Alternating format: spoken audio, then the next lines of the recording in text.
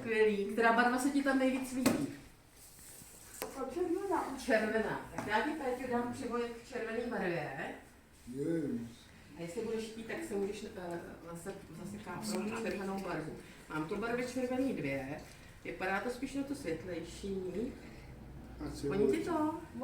Tak zase ti klápnu do dlaně a zase si to rozetřeš, jestli chceš, jo? A ti tam do téhle dlaně, tak a zase si to rozetři a dej si to kolem sebe.